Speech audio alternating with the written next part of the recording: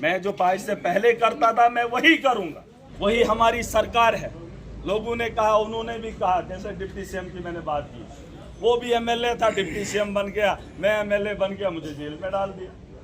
मैं राजनीति नहीं करूं और क्या करूं? इन लोगों के हाथ में, जिन लोगों के इख्तिदार है, उनकी जुबान तक नहीं खुली।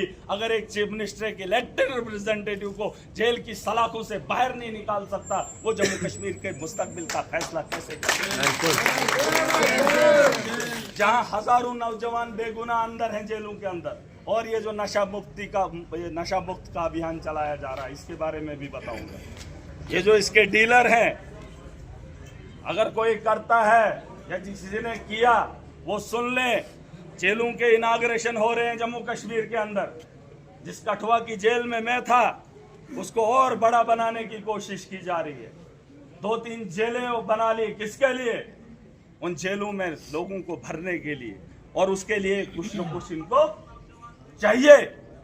मसाला नशे का कारोबार कौन करता है, ये दिल्ली की बड़ी बड़ी पार्लियामेंट में बैठे बड़े बड़े लोग भी जानते हैं, शायद हिस्सेदारी भी होगी। और इस बात से ऐतराज नहीं, क्योंकि टनों के हिसाब से गुजरात के पोर्ट पे अफीम के कारोबार को देखा है लोगों ने, लेकिन उसके बारे में कार्रवाई नहीं सुनी। लेकिन जम्मू कश्मीर में जो लोग इस किस्म का काम करते हैं, चाहे वो उसे लेने का काम करते हैं या बेचने का काम करते हैं, क्योंकि मैंने देखा जब मैं जेल के अंदर था, हर रोज 10-10, 20-20 नौजवान गरीब फटे पुराने कपड़े पूछता था, क्या कहता, जनाब चिट्टे में फंस गए। कहां से लाए, खाते हो? कहा नहीं। तो क्या करते हो? बेचने का काम। उसने कहा लेके आ, तो मैं लेके गया, रास्ते में पकड़ दिया। अरे वो पकड़ा नहीं गया, एजेंसीज के लोग ये काम करवा रहे हैं। एजेंसीज इसमें मिलावस है, आप लोगों का इस्तेमाल कर रही है। ये चीज है, फलानी जगह पहुंचा दे। अरे इतनी सी चीज पुलिस पकड़ रही है। कैसे पकड़ रही है? क्योंकि आपको इस्तेमाल किया जा रहा है। जिसके साथ इनको 10 का आंकड़ा है, 36 का आंकड़ा है, उसे फंसाने के लिए उसको ये चीजें दी जाती है। अरे नशे के पैसे से अपने परिवार को क्या पालोगे? अरे खुद नहीं करोगे, उससे पैसा कमाओगे, तुम्हारी नस्लें बेहतर रहेंगी। हमने नशे को जड़ से खुद खत्म करना है। ये क्या कराएंगे जिन्होंने लोगों को इकट्ठा किया ताकत के दम पे? इनकी बात में वो दम नहीं है कि ये लोगों को मुस्तकबिल की बात करें या लोगों को मनवाने का काम करें। मैं कह रहा हूं कि मैं नौजवानों को उस दलदल में नहीं देखना चाहता। नशे का कारोबार करके हम अपनी नस्लों को तबाह कर रहे हैं, और इसका सीधा सीधा पाकिस्तान के साथ वास्ता है, क्योंकि इसकी खेती यहां पर नहीं होती है अफीम की खेती। पहले उसने बंदूक थमा दी, यहां पर तांडव मचाया। अब वो बंदूक का खेल खत्म हो गया।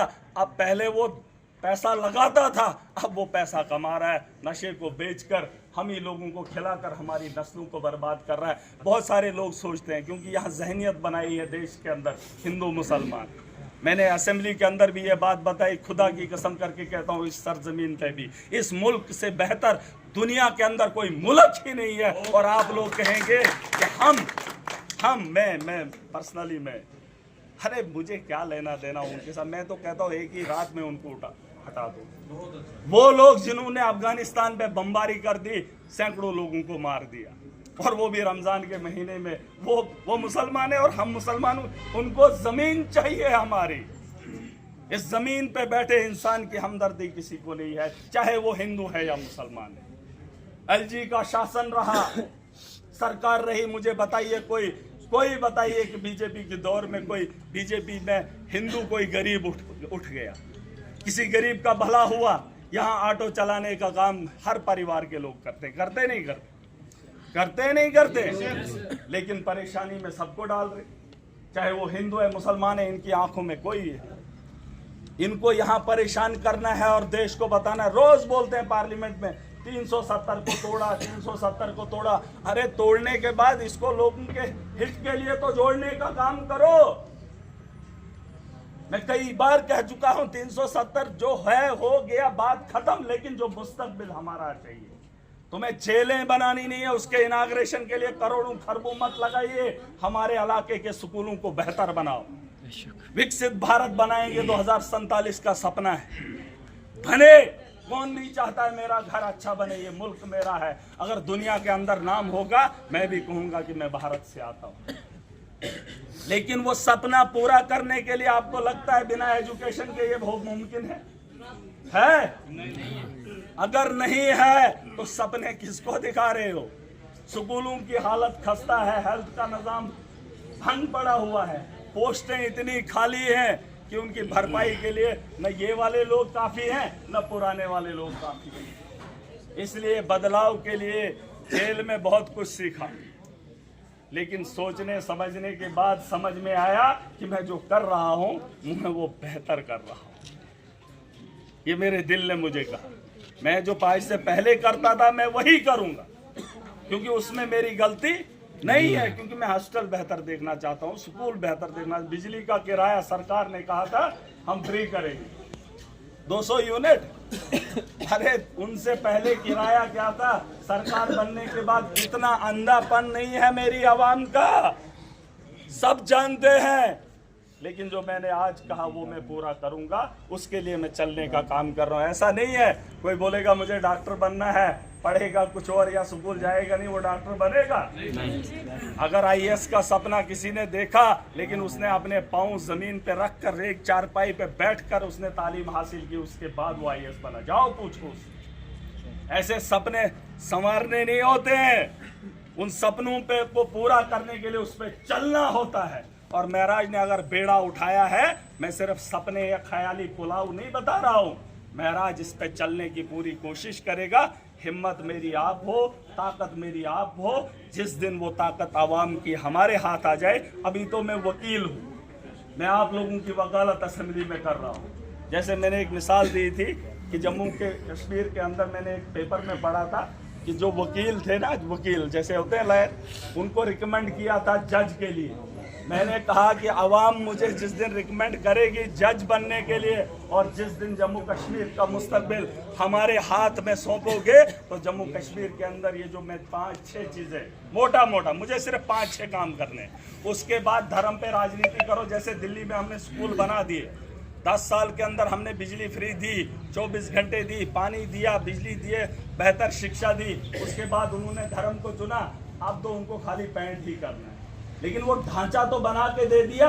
दिल्ली के स्कूल 2014 से पहले देख लेना, देख ले, कम से कम वो तो हम बना लें। उसके लिए हमें एक वक्त चाहिए। आज सरकार कह रही है इनको पूछो पावर है, कहते हैं हाँ हमारे पास पावर है। मुझे एक बात बताए कोई, क्या मैंने कभी कहा कि हमें फौज से लड़ना है? हमने कहा कभी पुलिस से लड़ना है? नहीं। अरे पुलिस से पाला मुझे साल में 10 बार पड़ता है, हॉस्टल के साथ पाला मेरी आवाम को हर सेकंड पड़ता है, हर लम्हा पड़ता है। पहले उनको सुधारो, उसके बाद बाकी काम देखेंगे।